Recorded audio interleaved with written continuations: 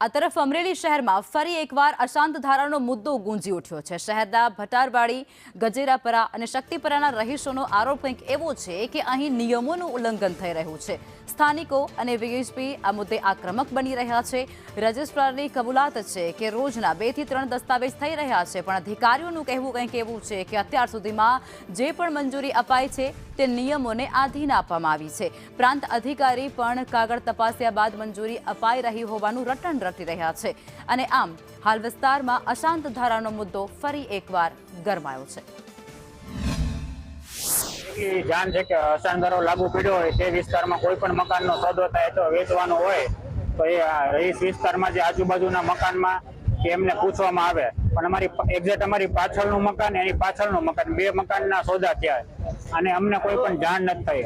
મામલતદાર શ્રી અને પોલીસમાં ડીવાયએસપી શ્રીનો અભિપ્રાય મંગાવવામાં આવે છે। ત્યાં એ લોકો સોસાયટીમાં જે લોકો રહેતા હોય એનું સ્ટેટમેન્ટ લેવામાં આવે, અરજદારનું સ્ટેટમેન્ટ લેવામાં આવે, વેચનારનું સ્ટેટમેન્ટ લેવામાં આવે।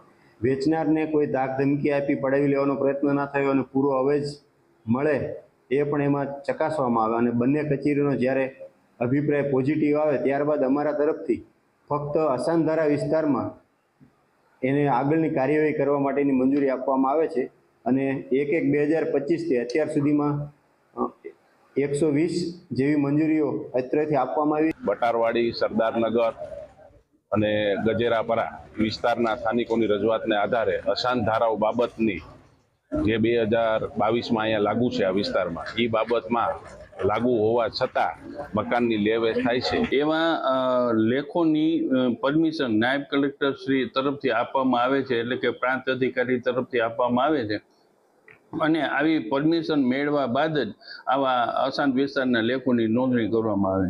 મારી અહીંયા ટ્રાન્સફર થઈને આવ્યા પછી તો ઘણા દસ્તાવેજ જનરલી 2-3 દિવસ દસ્તાવેજ સરેરાશ અશાંત વિસ્તારના થતા હોય છે।